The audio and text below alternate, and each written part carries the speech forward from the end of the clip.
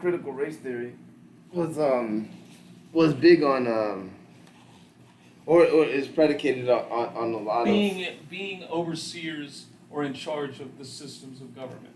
Yeah. So that, what is it, whiteness or whatever it is, can't be implemented or something? Yeah. It's super.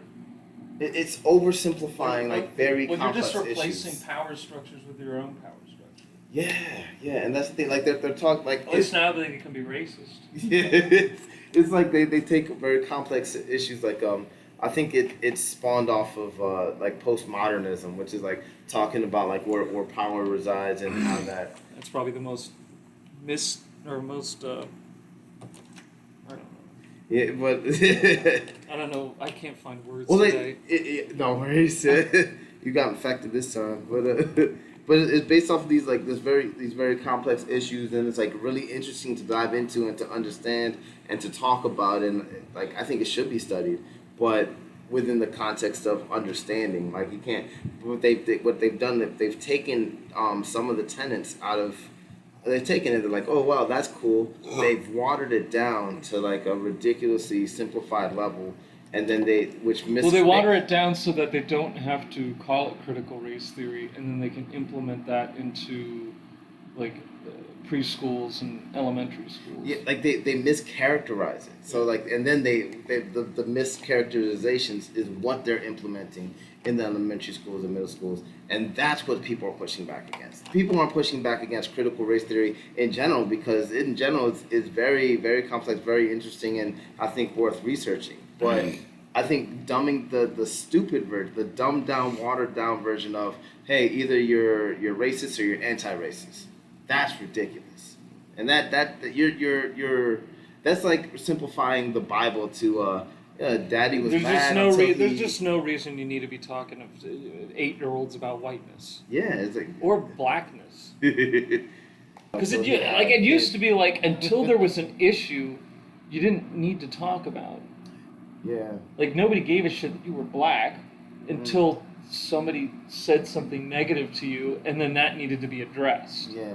Or like the parents needed to come in. You needed to have like a guidance counselor and the teacher and like the principal be like, well, how does this not ever happen again? And then you use that as like a learning moment. Yeah. Or like try and figure out where this came from. Like well, what did this then you need to find answers. But like to just right off the jump start telling me at like 5 that me and you are not the same people and that we're different. Mm-hmm. It's like you're already creating a rift. Right, yeah. It's like Morgan Freeman said. And then to talk about like whiteness and stuff, that's gonna tell me at 6. It's like, oh, I'm better than you. Yeah, exactly. And it's like critical race theory is trying to take that and reverse it. They don't be like, oh, you're not better than him because you're white. You're worse than him because or what they're trying to do is it's like, oh, you're black, so you don't have as much as me. Yeah, and it's like, well, now I'm assuming that every black person I come into contact with like doesn't have a dad. Right. Like they're trying to make it like where black people feel oppressed, and where white people feel they're the oppressor. Exactly. So that's what the simplification that's going on. Yeah, but now you're like teaching white kids to have sympathy for people based off of their skin color.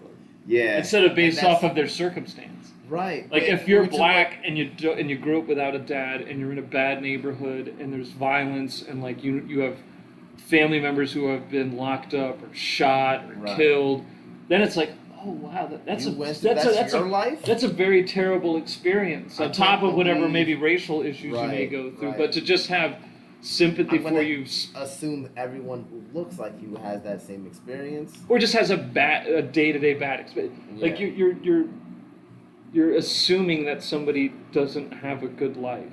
Yeah, and that's detrimental. But I think more detrimental than that is the effect that it's having on the African American community, where it's like making us. You can see it now. We're disempowered. Where it's like, oh well, you're not. This is what you're worth. The loudest, the loudest people that are complaining about like whiteness and stuff like that are all college educated. Mm-hmm. So they all have a better upper hand than like the majority of whites. Yeah, but no, I'm oppressed. If I was this, Sean. Like you literally could have gotten in, you literally could have a college degree from a school that you shouldn't even got into if you were white Right. because of your grades, but because your grades were good enough On the same to meet scale. the black racial standards. like the racial Yeah. standard. Yeah, it's fucked up. Yeah. Like a white guy's like, oh man, I only got a 1600. I got a 1500. I'm all right. Yeah. It's like, I'm good to go. Huh? You need affirmative actions? Guess you need to fill those seats. I got it. I bet you wish your daddy was black. Yeah. Yeah, mine is, and I don't know him. Supposedly, yeah. But yeah, I think more eloquently than I could put it, Condoleezza Rice was talking about it on some show, recently. About I'm sure that was well received. Oh yeah, like I have no idea what the effects are, but she was talking about. She was a young black woman who was the Secretary of State or Defense. No, State. Colin Powell's Defense. What was she? She was. I think she was. That's a good Treasurer? question. No, she wasn't the treasurer. I can't remember that Bush administration. Condoleezza Rice. Oh damn. Well, I think she was defense. No, because was Colin in that Colin would have been administration? defense. At least. No, I thought he was part of the Joint Chiefs. I don't know. I'm just throwing out words. I couldn't tell you. But but Condoleezza was talking about just that, like how it's making it doesn't make black people feel empowered. And what does? The Secretary of State. Secretary of State. So I was right the first time. Boom.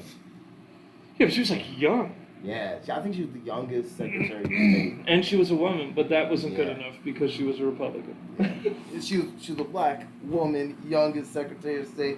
But nah, fuck it. Elephant, fuck you. You don't believe in me, you demon spawn. Yeah, Uncle Tom. That fucking. Again, another oversimplification. That's a funny documentary, Uncle Tom. Uncle Tom's the No, fucking. Larry Elder did it. Oh, did he? Yeah. I haven't seen the documentary. It's not that great because it's a little bit too conservative, but Larry Elder did a documentary called Uncle Tom, just talking about the treatment of black conservatives. Oh, that's funny. I mean, it's sad. It sucks. It's unfortunate, but it's just like, I see what he did. Because he's constantly being called like a coon right, but, and all sorts of horrible things. But the terrible thing about being called an Uncle Tom again is like. Well, Uncle Tom actually was a strong character. Which he was the good guy. He was the He one that was wasn't- all no, he for wasn't. the black community. He would he would take it for his brothers and sisters. Sambo was the Uncle Ruckus. Sambo was the Samuel Jackson So character. why did that in Django. become a bad thing? Because Uncle Tom's Cabin is the name of the book, but because we can't look at anything below the fucking head titles, we decided, I'm just gonna call you Uncle Tom, and that's gonna be synonymous with the bad black guy. It's like people are just too stupid to look at people let me look at the story and how nuanced these characters are and how interesting this is and see what the real world applications of this stuff is. Interesting, cool. And even if I think that you're doing this, it's like, I think it's more interesting for me to tell you why I think you're doing this, as opposed to just like name dropping you because Uncle Tom is the new nigger. So it's like if you don't are comfortable with white people calling black people nigger, you damn sure shouldn't be comfortable with you as a black person calling another black person an Uncle Tom, whether or not you really meant Sambo or not. But whatever.